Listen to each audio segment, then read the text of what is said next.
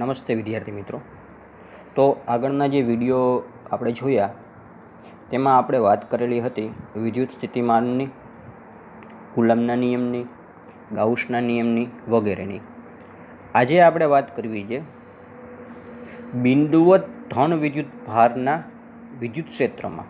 બરાબર, જોજો પ્રશ્ન. બિંદુવત ધન વિદ્યુત ભારના વિદ્યુત ક્ષેત્રમાં આર અંતરે વિદ્યુત સ્થિતિમાનનું સૂત્ર મેળવો. શું કરવાનું છે? તો કે એક બિંદુવત વિદ્યુત ભાર છે અહીંયા આપણી પાસે. બરાબર છે. એ બિંદુવત વિદ્યુત ભાર જે મૂકેલો છે એ બિંદુવત વિદ્યુત ભારનું જે વિદ્યુત ક્ષેત્ર હશે આજુબાજુના વિસ્તારમાં પ્રસ્થાપિત થયેલું હશે. આ વિદ્યુત ક્ષેત્રની અંદર આર જેટલા અંતરે વિદ્યુત સ્થિતિમાન કેટલું હશે એ આપણે ગોતવાનું છે. એના માટે સૂત્ર મેળવવાનું છે. તો પ્રશ્ન ઉપર પાછું ધ્યાન આપીએ. શું કીધું છે? બિંદુવત ધન વિદ્યુત ભારના વિદ્યુત ક્ષેત્રમાં આર અંતરે વિદ્યુત સ્થિતિમાનનું સૂત્ર મેળવો. હવે એવી આકૃતિ આપણી પાસે ડ્રો કરેલી છે, દેખાય જ બધાને. આકૃતિમાં શું બતાવ્યું છે? એક બિંદુવત વિદ્યુત ભાર કેપિટલ ક્યુ અહીંયા મૂકેલો છે. ઉદ્ગમ બિંદુ પાસે કેપિટલ ક્યુ વિદ્યુત ભાર મૂકેલો છે. ત્યાંથી આર જેટલા અંતરે, અહીંયાથી ચાલુ કરી આટલું જે અંતર છે, આર જેટલા અંતરે એક પી નામનું બિંદુ છે. દેખાણું બધાને? એ પી નામના બિંદુ પાસે શું ગોતવાનું છે? તો કે વિદ્યુત સ્થિતિમાન વીનું સૂત્ર. આ આપણે સાબિત કરવાનું છે, ફાઇન્ડ કરવાનું છે, ગોતવાનું છે વગેરે. બરાબર. તો પહેલા મિનિટમાં આપણે આકૃતિની વાત કરશું. હવે આકૃતિમાં દર્શાવ્યા પ્રમાણે ઉદ્ગમ બિંદુ એ બિંદુવત ધન વિદ્યુત ભાર કેપિટલ ક્યુ મૂકેલો છે. ખાસ ધ્યાન રાખજો, અહીંયા જે બિંદુવત વિદ્યુત ભાર મૂકેલો છે એ ધન વિદ્યુત ભાર છે. ગણતરીની સરળતા માટે અહીંયા જે વાત કરી છે એ વાતને જ આપણે સ્વીકારીને ચાલશું. મનમાં એવા ક્વેશ્ચનો રાઇઝ નહીં કરીએ અત્યારે કે ધારો કે ઋણ મૂકેલો હોત તો શું થાત. બરાબર છે? ઋણ મૂકેલો હોત તો શું થાત, એ આ થિયરી તમે આખી સમજી લેશો તો આપોઆપ તમે એનો જવાબ આપી શકશો. તો પહેલા પોઈન્ટમાં કીધું આકૃતિનું વર્ણન કે આકૃતિમાં દર્શાવ્યા પ્રમાણે બિંદુવત ધન વિદ્યુત ભાર ક્યુ મૂકેલો છે. ક્યાં મૂકેલો છે? ઉદ્ગમ બિંદુ ઓ પાસે અહીંયા. અને ઉદ્ગમ બિંદુથી આર સ્થાન સદિશ ધરાવતું બિંદુ પી છે. દેખાય છે? અહીંયા બિંદુ પી છે. ઉદ્ગમ બિંદુથી કેટલો સ્થાન સદિશ ધરાવે છે? આર. તો આટલી વાત કરી. હવે શું કહેશું આપણે કે ધારો કે પરીક્ષણ ધન વિદ્યુત ભારને અનંત અંતરેથી અપાકર્ષણ બળની વિરુદ્ધ ગતિ કરાવીને પી બિંદુએ લાવતા. આટલી જ વસ્તુ કહીએ. ધારો કે પરીક્ષણ ધન વિદ્યુત ભારને, પરીક્ષણ વિદ્યુત ભાર કોને કહેવાય? ટેસ્ટ ચાર્જ કોને કહેવાય? તો કે જે વિદ્યુત ભારનો ઉપયોગ વિદ્યુત ક્ષેત્ર પ્રસ્થાપિત થયેલું છે કે નથી તે ચેક કરવા થતો હોય. બરાબર? તો તેને કહેવાય પરીક્ષણ ચાર્જ, ટેસ્ટ ચાર્જ. મેં આગળ કીધું એ રીતના કે ભાઈ આ જગ્યાએ વિદ્યુત ક્ષેત્ર આવી રીતના પ્રસ્થાપિત થયેલું છે. તો કે વિદ્યુત ક્ષેત્ર દેખાશે આપણને? તો કે ના, નહીં દેખાય. હવે આપણે જાણવું છે કે અહીંયા વિદ્યુત ક્ષેત્ર પ્રસ્થાપિત થયેલું. તો શું કરશું? એક અત્યંત નાનો એવો સૂક્ષ્મ ટેસ્ટ ચાર્જ લઈ આવશું, પરીક્ષણ વિદ્યુત ભાર લઈ આવશું. એકમ ધન વિદ્યુત ભાર, એને પણ તમે પરીક્ષણ ચાર્જ તરીકે લઈ શકો. તો આવો અત્યંત નાનો એક વિદ્યુત ભાર તમે અહીંયા મૂકી દેશો. એ મૂકશો, આ વિદ્યુત ભાર ઉપર જો બળ લાગે, ધન વિદ્યુત ભાર મૂક્યો છે અત્યંત નાનો એવો, આના ઉપર બળ લાગે, બળ લાગશે એટલે તમે કહી શકશો શું પ્રસ્થાપિત થયેલું છે? વિદ્યુત ક્ષેત્ર. બળ નહીં લાગે, ધારો કે બળ ના લાગ્યું, તો તમે શું કહેશો કે અહીંયા વિદ્યુત ક્ષેત્ર પ્રસ્થાપિત થયેલું નથી. એટલે ખ્યાલ આવ્યો કે વિદ્યુત ક્ષેત્ર પ્રસ્થાપિત થયેલું છે કે નથી. તો આ જાણવા માટે જે વિદ્યુત ભારનો આપણે ઉપયોગ કર્યો તેને કહેવાય પરીક્ષણ ચાર્જ. તો આવું એક પરીક્ષણ ધન વિદ્યુત ભારને ક્યાંથી લઈ આવી? અનંત અંતરેથી અપાકર્ષણ બળની વિરુદ્ધમાં ગતિ કરાવીએ પી બિંદુએ લાવતા બાહ્ય બળ વડે થતું કાર્ય ધન છે, જે આકૃતિમાં એક સગવડ ભર્યા માર્ગ પર બતાવ્યું છે. હવે બરાબર આકૃતિમાં જોજો. આકૃતિનું વર્ણન મેં કર્યું ત્યાં લગી શું કર્યું હતું ભાઈ એક આપણી પાસે બિંદુવત વિદ્યુતભાર કેપિટલ ક્યુ છે, ત્યાંથી આર જેટલા અંતરે એક પી નામનું બિંદુ છે, બરાબર છે. આ બાકીની ચર્ચા મેં નથી કરી રહ્યા કાંઈ. હવે હું શું કહું છું, મારી પાસે એક વિદ્યુતભાર છે, કેવો? એકમ ધન વિદ્યુતભાર, જેને હું પરીક્ષણ ચાર્જ કહું છું. આ એકમ ધન વિદ્યુતભાર મારો ક્યાં પડેલો છે? તો કે આ વિદ્યુતભાર અનંત અંતરે છે. અનંત અંતરેથી આ વિદ્યુતભારને મારે ક્યાં લઈ આવવો છે? તો કે પી નામના બિંદુએ લાવવો છે. હવે અનંત અંતરેથી પી નામના બિંદુ પાસે લાવવો હોય તો કોઈ પણ માર્ગે તમે લઈ આવી શકો. આવી રીતના પણ લઈ આવી શકાય, આવી રીતના પણ લઈ આવી શકાય, બરાબર છે. અહીંયા ગણતરીની સરળતા માટે એકદમ સરળ માર્ગ આપણે પસંદ કરશું. કયો? તો કે સીધે સીધી રેખામાં અહીંયા આપણી પાસે અનંત અંતર છે, ત્યાંથી આ વિદ્યુતભારને આપણે આવી રીતના સીધે સીધો પી નામના બિંદુ પાસે લઈ આવ્યા. હવે પી નામના બિંદુ પાસે લઈ આવીએ છીએ, આપણે લઈ આવીએ છીએ, આપમેળે આવતો નથી, આપમેળે નથી આવતો, આપણે લઈ આવીએ છીએ. આપણે લઈ આવીએ છીએ શા માટે? આપણે લાવવો પડે છે. આપમેળે શા માટે નથી આવતો? તો કે ભાઈ આ જે વિદ્યુતભાર છે અહીંયા મૂકેલો છે એ ધન વિદ્યુતભાર છે, બરાબર ને? બિંદુવત વિદ્યુતભાર છે પણ કેવો છે? ધન વિદ્યુતભાર છે. એ રીતના અનંત અંતરે જે આપણો વિદ્યુતભાર પડેલો છે એ પણ કેવો છે? એકમ ધન વિદ્યુતભાર છે. બે ધન છે એટલે શું થશે? અપાકર્ષણ.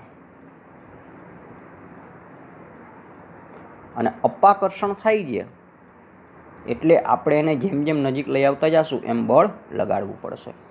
બીજી એક વસ્તુ ખાસ ધ્યાન રાખવાની કે આપણે એને પ્રવેગ રહિત કેવી ગતિ કરાવવાની છે? પ્રવેગ રહિત ગતિ કરે તેમ લાવવાનું છે. તો એ વાત કરી આપણે પછીના પોઈન્ટમાં કે પરીક્ષણ ધન વિદ્યુતભારને અનંત અંતરેથી અપાકર્ષક બળની વિરુદ્ધ ગતિ કરાવીએ પી બિંદુ પાસે લાવતા બાહ્ય બળ વડે થતું કાર્ય ધન છે. બાહ્ય બળ વડે થતું કાર્ય ધન છે. શા માટે? તો કે ભાઈ આપણે એને એટલે કે આપણા એકમ ધન વિદ્યુતભારને ફોર્સ કરીને, દબાણ આપીને, ધક્કો મારીને અનંત અંતરેથી પી નામના બિંદુ પાસે લઈ આવ્યા. એટલે કે આપણે એને ઉર્જા આપી, એટલે કે આપણે ધન વિદ્યુતભાર ઉપર કાંઈક કાર્ય કર્યું, એના પર કાર્ય કર્યું. પર કાર્ય કર્યું એટલે કાર્ય કેવું આવશે? ધન. વિદ્યુત ભાર દ્વારા જો કાર્ય થતું હોત તો આપણે કેવું લેત? એને ઋણ લેત અહીંયા, બરાબર છે? તે વાત કીધી અહીંયા કે ભાઈ થતું કાર્ય છે એ ધન છે.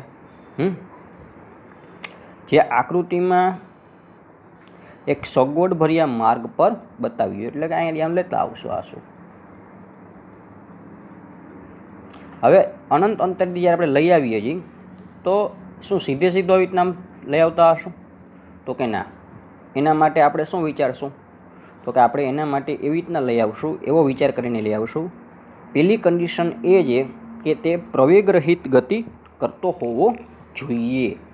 તો પ્રવેગ રહિત ગતિ કરતો હોવો જોઈએ એના માટે એ કોઈ પણ પ્રકારનો પ્રવેગ પ્રાપ્ત ના કરે, ન તો એની ગતિ વધવી જોઈએ ન એની ગતિ ઘટવી જોઈએ. એવું ન થાય એટલા માટે આપણે એને ધીમે ધીમે પહેલાં સૂક્ષ્મ સ્થાનાંતર કરશું, વળી પાછું એનું સૂક્ષ્મ સ્થાનાંતર કરાવશું, વળી પાછું સૂક્ષ્મ સ્થાનાંતર કરાવશું.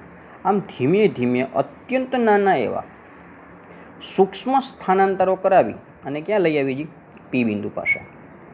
હવે પી બિંદુ પાસે લઈ આવતા દેખાય જ બધાને આપણે ક્યાં પહોંચ્યા? પી ડેશ પાસે, બરાબર? તો આ વસ્તુ મગજમાં રાખજો. આમ ધીમે ધીમે પી ડેશ પાસે લઈ આવ્યા. એકચ્યુઅલમાં આપણે લઈ આવ્યા છે પી પાસે, પણ પી ડેશ પાસે આપણે પહોંચ્યા છીએ. જેવા આપણે પી ડેશ પાસે પહોંચ્યા તો આપણે બધાને ખ્યાલ છે કે ભાઈ પી ડેશ ક્યાં આવેલું બિંદુ છે? તો કે ક્યુ વિદ્યુત ભારના વિદ્યુત ક્ષેત્રમાં આવેલું બિંદુ છે. કેમાં આવેલું બિંદુ છે? ક્યુ વિદ્યુત ભારના વિદ્યુત ક્ષેત્રમાં આવેલું બિંદુ છે. તો એકમ ધન વિદ્યુત ભારને અહીંયા પી નામના પી ડેશ પાસે મૂક્યો, અનંતર ધીમે ધીમે લઈ આવતા ક્યાં મૂક્યો? પી ડેશ પાસે. જેવો એકમ ધન વિદ્યુત ભાર પી ડેશ પાસે આવશે એટલે તરત વિદ્યુત ક્ષેત્ર એના ઉપર બળ લગાડશે. તો લખશું કે આ માર્ગ પરના પી ડેશ જેવા બિંદુ પાસે એકમ ધન પરીક્ષણ વિદ્યુતભાર પર લાગતું બળ. કેમ કે આપણો વિદ્યુતભાર વિદ્યુત ક્ષેત્રમાં છે એટલે એના ઉપર બળ લાગે. એ બળ કેટલું લાગશે? તો આપણી પાસે સૂત્ર છે, એટલે સૂત્ર અહીંયા લખેલું દેખાય બધાને. આ સૂત્રમાં કેવી રીતના આવ્યું? તો કે આ સૂત્ર એટલે બીજું કાંઈ નહીં, કુલમ્બનો નિયમ. કુલમ્બનો નિયમ શું કીધે કે કુલંબીય અચળાંક, પહેલા વિદ્યુતભારનું મૂલ્ય, પહેલો વિદ્યુતભાર એટલે બિંદુવત વિદ્યુતભાર, બીજા વિદ્યુતભારનું મૂલ્ય દેખાય, રાઉન્ડ કરેલું જ છે મેં અહીંયા. બીજો વિદ્યુતભાર શું છે આપણો? તો કે ભાઈ એકમ, એટલે 1 આવશે અહીંયા. દેખાણું આવી ગયું. ના છેદમાં 2 વચ્ચેનું અંતર, બે વિદ્યુતભાર વચ્ચેનું અંતર કેટલું છે? તો આકૃતિમાં એ લોકોએ બતાવ્યું છે અહીંયા આર ડેશ, એટલે નીચે આવશે આર ડેશનો સ્ક્વેર. સદિશ સ્વરૂપમાં લખતા હોય તો એકમ સદિશ ગુણાવશું, ભૂલાઈ જાય તો ચિંતા ના કરતા. તો પી ડેશ પાસે, પી ડેશ જેવા બિંદુ પાસે એકમ ધન વિદ્યુતભાર પર લાગતું બળ સમીકરણ 1 પ્રમાણે આપી શકાય. આ બળ કોણ લગાડે છે? તો કે આપણો જે બિંદુવત વિદ્યુતભાર ક્યુ હતો ને, દેખાય અહીંયા, એ બિંદુવત વિદ્યુતભાર એકમ ધન વિદ્યુતભાર પર એ બળ લગાડે છે. આ જે વસ્તુ લખી છે નીચે એ લોકો એનું વર્ણન કર્યું કે કઈ ટર્મ્સ શું બતાવી રહી છે, એકમ સદિશ કઈ દિશામાંનો છે એ. હવે આપણે શું કરીએ છીએ, પી ડેશ પાસેથી વિદ્યુતભારને કે આપણે પી ડેશ પાસે નથી રાખવાનો. શું કર્યું હતું વિદ્યુતભારને? તો કે ભાઈ અનંત અંતરેથી લઈ આવતા હતા, પી ડેશ પાસે પહોંચ્યા. હવે પી ડેશ પાસે રાખી મૂકવાનો નથી. શું કરીએ છીએ, પી ડેશથી પાછું એક સૂક્ષ્મ સ્થાનાંતર કરાવ્યું. આ સૂક્ષ્મ સ્થાનાંતર કેટલું કરાવ્યું? તો કે ડેલ્ટા આર જેટલું. દેખાય દે ડાર્ક કર્યું મેં.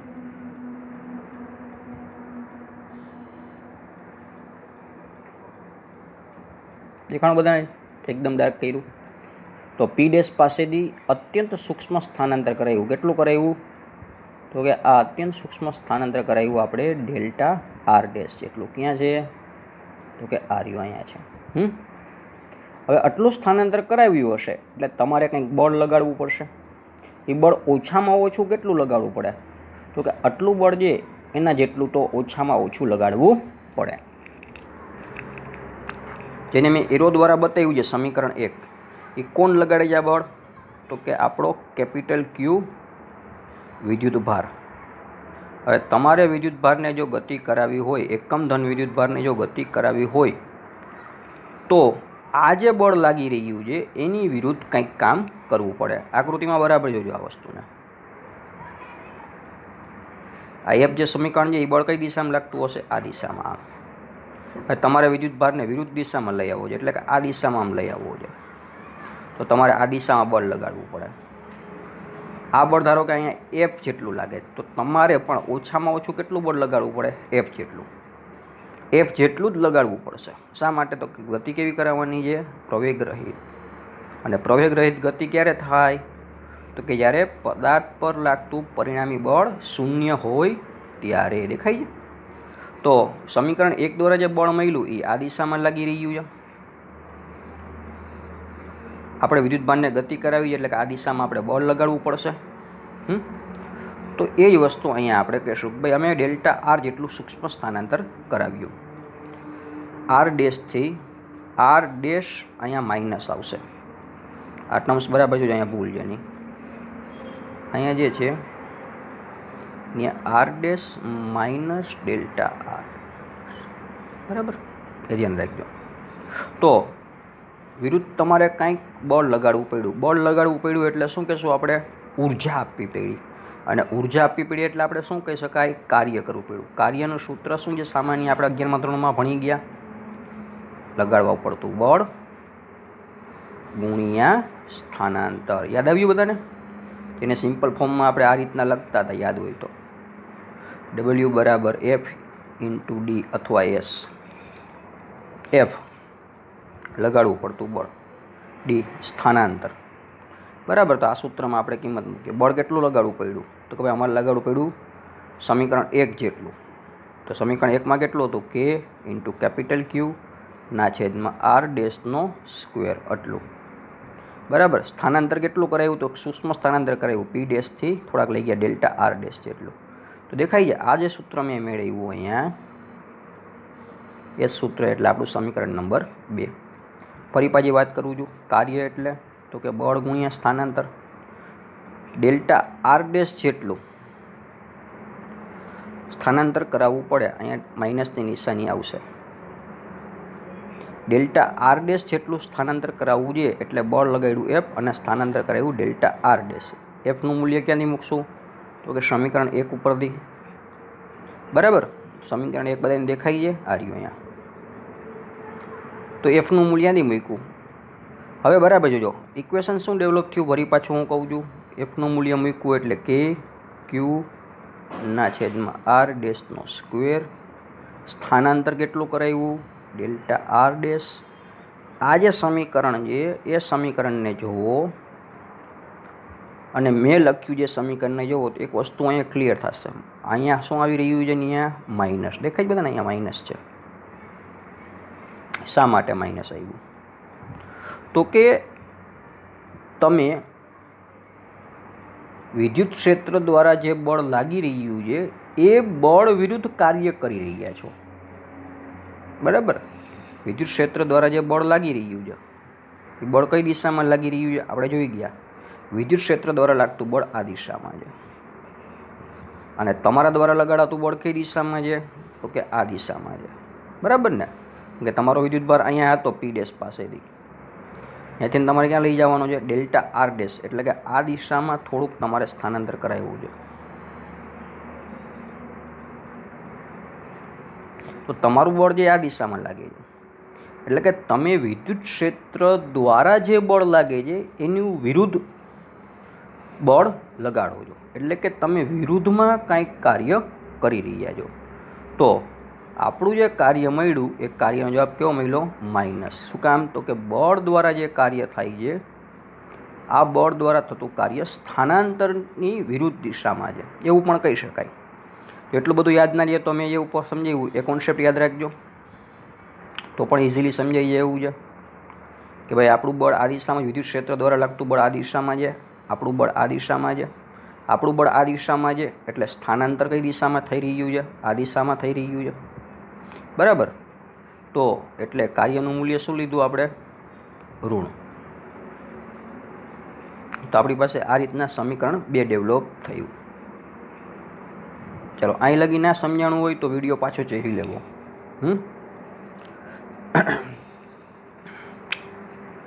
હવે આ નીચે જે લખ્યું છે ને એની ચિંતા આપણે ત્યારે નહીં કરીએ.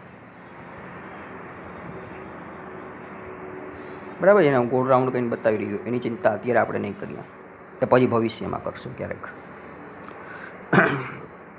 અથવા થિયરી પતી જાય પછી થોડીક વાત કરી દઈશું એની. એટલે અત્યારની ચિંતા નહીં આપણે. હવે આ જે કાર્ય મળ્યું સમીકરણ 2 દ્વારા એ તો કેટલા પૂરતું મળ્યું? તો કે માત્ર સૂક્ષ્મ સ્થાનાંતર ડેલ્ટા આર ડેશ પૂરતું મળ્યું. હવે આપણે તો શું કરવું છે? કાર્ય જોઈ છે પણ સૂક્ષ્મ સ્થાનાંતર. તો સમીકરણ 2 દ્વારા જે કાર્ય મળ્યું એ કેટલા પૂરતું મળ્યું? સૂક્ષ્મ સ્થાનાંતર પૂરતું. કેટલું સૂક્ષ્મ સ્થાનાંતર પૂરતું?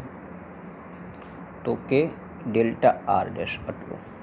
હવે આપણે જે કાર્ય મેળવવું છે એ સૂક્ષ્મ સ્થાનાંતર પૂરતું નથી મેળવવું. એક મેળવવું છે ક્યાંથી? તો કે ભાઈ અમારો વિદ્યુતભાર જ્યારે અનંત અંતરે હતો ત્યાંથી અમે એને ક્યાં લઈ આવીએ છીએ? પી નામના બિંદુ પાસે. તો ત્યારે કરવું પડતું કાર્ય કેટલું છે એ અમારે મેળવવું છે. બરાબર જો શા માટે મેળવવું છે એ પ્રશ્ન હમણાં ના પૂછતા. તો એના માટે આપણે શું કરશું? તો કે સમીકરણ 2 છે જે એ સમીકરણ 2નું આપણે સંકલન કરી નાખશું. સંકલન કરશું એટલે આપણી પાસે આ રીતનું ઇક્વેશન ડેવલપ થયું. આપણી પાસે આખું રાઉન્ડ, એમાં સંકલનની નિશાની આવી દેખાય. સંકલન ક્યાંથી સ્ટાર્ટ થયું? તો કે ભાઈ પહેલાં વિદ્યુતભાર ક્યાં હતો? અનંત અંતરે. ક્યાં લાવવો છે? તો કે ભાઈ આર જેટલા અંતરે, એટલે આર આવ્યું. દેખાણું? આ ઇક્વેશન ધ્યાનમાં રાખવાનું છે. બાકીનું આખું પદ કે ઇન્ટુ ક્યુ છેદમાં આર ડેશનો સ્ક્વેર. હવે બીજો ફેરફાર શું થઈ ગયો? અહીંયા ડેલ્ટા છે. સમીકરણ 2ની અંદર તમે જોશો તો ત્યાં ડેલ્ટા આર ડેશ છે. આ સમીકરણને જ્યારે તમે જોશો તો ત્યાં શું આવી ગયું? ડી આર ડેશ આવી ગયું. ફેર એટલો પડ્યો. શા માટે? તો કે ડેલ્ટા આર ડેશ અત્યંત નાનું છે. અત્યંત નાનું એટલે કેટલું નાનું? તો કે શૂન્યવત નાનું. શૂન્યવત નાનું એને દર્શાવવા માટે દેખાય અહીં લખ્યું છે limit delta R tends to 0. બરાબર. એટલે કે ડેલ્ટા આર એ શૂન્ય નથી પણ શૂન્યવત નાનું છે. એટલા માટે delta are dash A convert થઈ જશે કે એમાં ડી આર ડેશમાં. તો આપણી પાસે આ રીતનું ઇક્વેશન બન્યું. હવે આપણે બધાય ભણી ગયા છીએ કે સંકલન કરતા હોઈએ અને જે અચળ વસ્તુ હોય એ ક્યાં આવી જાય? સંકલનની બહાર. એટલે કે સંકલનની બહાર, ક્યુ સંકલનની બહાર આવી જશે. માઇનસની નિશાની તો આપણી એમનામ, સંકલનની નિશાની એની લિમિટ એ પણ એમનામ. અંદર શું વધશે? 1/r². દેખાય જ બધાને? આ સમીકરણ ઉપર અહીં લખું છું. અને બીજું શું વધશે? D R dash. તો અચળ વસ્તુ જે બહાર કાઢી નાખી. બરાબર. હવે સંકલનની અંદર શું વધ્યું હતું? 1/r² into D R. આનું તમે સંકલન કરો એટલે ધોરણ 11માં મેં લખાવેલી જે નોટ એ નોટ પ્રમાણે આનું સંકલન થઈ જશે -1/r². શું થઈ ગયું? -1/r². બ્રેકેટ. અને આપણી જે લિમિટ લખતા હતા એ લિમિટ એમનામ. કઈ લિમિટ છે? Infinite r. દેખાઈ જાય? તો આ જ સમીકરણ અહીંયા આવી ગયું. તો હવે બીજી પાછી વાત કરીએ છીએ. w બરાબર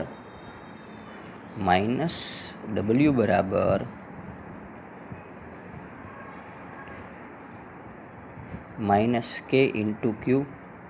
બ્રેકેટની અંદર વધ્યા 1/r ડેશ. લિમિટ વધી ઇન્ફાઇનાઇટ r. હવે શું કરવાનું? તો કે લિમિટ મૂકવાની. લિમિટ મૂકવા માટે આપણે શું કરીએ છીએ? તો કે પહેલાં કઈ લિમિટ મૂકીએ છીએ? Upper limit. એટલે કે ઉપરની લિમિટ. કઈ છે ઉપર લિમિટ? r. એટલે r ડેશની જગ્યાએ મૂકી r. માઇનસની નિશાની, પાછી બીજી માઇનસની નિશાની આવશે. યાદ હોય તો આપણે લખતા હતા ને, અપર લિમિટ માઇનસ લોવર. બરાબર. તો પહેલાં અપર લિમિટ મૂકી, માઇનસ એકવાર આવ્યું. આની જે માઇનસની નિશાની છે પાછી આવી એટલે minus into minus plus lower limit. Lower limit શું છે? અનંત, ઇન્ફિનિટ. બરાબર. તો આ રીતનું સૂત્ર બનશે 1/અનંત. 1/અનંત એટલે જવાબ આવશે 0. એટલે આપણી પાસે માત્ર શું વધ્યું? -1/r.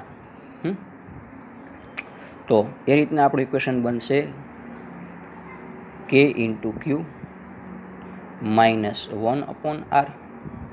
અને માઇનસ અહીંયા ઓલરેડી હતા. બ્રેકેટ ઓપન કરો એટલે માઇનસની નિશાની સામે સામે કેન્સલ. ઇક્વેશન કેવું બની જશે? k ઇન્ટુ ક્યુ અપોન r. ક્યાં આવી ગયું ઇક્વેશન? અહીંયા આવી ગયું. દેખાણું? એરો કર્યો મેં. તો આપણી પાસે w બરાબર ઇક્વેશન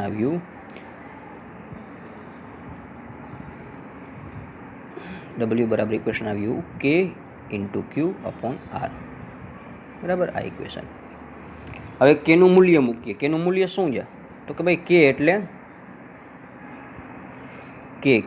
શું છે? તો કે એટલે 1/1/4πε0. આ કેનું મૂલ્ય આ સૂત્રમાં તમે મૂકી દો એટલે તમારી પાસે ઇક્વેશન આવશે આ. દેખાય છે? કે નીકળી ગયા. જગ્યાએ શું આવી ગયું? 1/4πε0.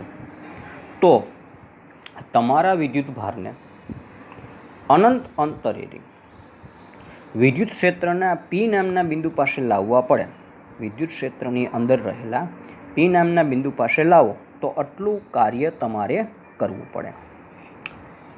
બરાબર. જોજો આપણે શું મેળવવાનું છે? વિદ્યુત સ્થિતિમાનનું સૂત્ર. વિદ્યુત સ્થિતિમાનની વ્યાખ્યા શું છે? તો કે V બરાબર એટલે કે વિદ્યુત સ્થિતિમાન એટલે કરવું પડતું કુલ કાર્ય ના છેદમાં વિદ્યુતભારનું મૂલ્ય. W કરવું પડતું કુલ કાર્ય ના છેદમાં Q. ભાઈ તમે કયા વિદ્યુતભાર, કેટલા મૂલ્યવાળા વિદ્યુતભારને લઈ આવ્યા? W ના છેદમાં Q. W એટલે કરવું પડતું કાર્ય, Q એટલે ભાઈ વિદ્યુતભારનું મૂલ્ય. પણ કયા વિદ્યુતભારનું મૂલ્ય? તો કે જે વિદ્યુતભારને અનંત અંતરેથી તમે લઈ આવતા હો એ વિદ્યુતભારનું મૂલ્ય. તો અહીંયા જે વિદ્યુતભારને આપણે લઈ આવતા હતા અનંત અંતરેથી એનું મૂલ્ય કેટલું હતું તો દેખાઈએ ક્યુ બરાબર 1 કુલમ.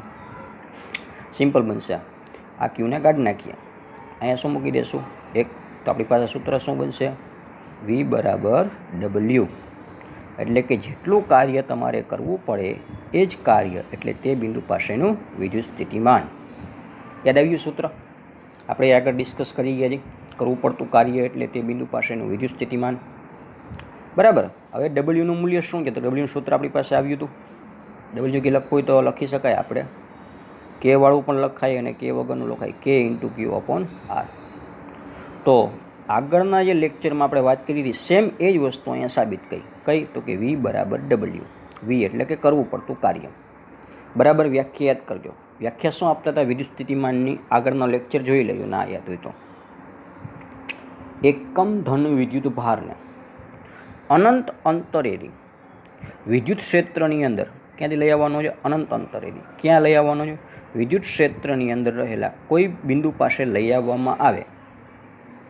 એકમ ધન વિદ્યુત ભારને અનંત અંતરેથી વિદ્યુત ક્ષેત્રની અંદર રહેલા કોઈ બિંદુ પાસે લાવવામાં આવે, બરાબર, ત્યારે કરવું પડતું કાર્ય એટલે તે બિંદુ પાસેનું વિદ્યુત સ્થિતિમાન એટલે કે V બરાબર W. અને ડબલ્યુનું મૂલ્ય મૂકવું હોય તો શું મૂકશું? તો કે ડબલ્યુ કે લખવું લખી લખાય કે ઇન્ટુ ક્યુ અપોન આર. ધ્યાન રાખજો અહીંયા ખાસ ખાલી આર છે, આર સ્ક્વેર નથી. તો આપણે જે વાત કરી ગયા હતા એ પ્રશ્ન બિંદુવત વિદ્યુત ભારના કારણે વિદ્યુત ક્ષેત્રની અંદર કોઈ બિંદુ પાસે વિદ્યુત સ્થિતિમાનનું સૂત્ર મેળવો તો એ સૂત્ર આપણી પાસે આવી ગયું. બરાબર છે. તો આ વિડીયો જોઈ બને તો 4 થી 5 વાર જુઓ. એકવાર જે માહિતી અહીં મેં લખી છે એ લખવી, બરાબર, પછી મોઢે લખવી. અને આમ છતાં પણ કોઈ ડિફિકલ્ટી પડે તો મને ફોન અથવા વોટ્સઅપ કરવું. બરાબર છે. વોટ્સઅપ કરવો એના કરતાં મને ડાયરેક્ટ ફોન કરજો, પણ રાતના 9 વાગ્યા પહેલાં. ઓકે.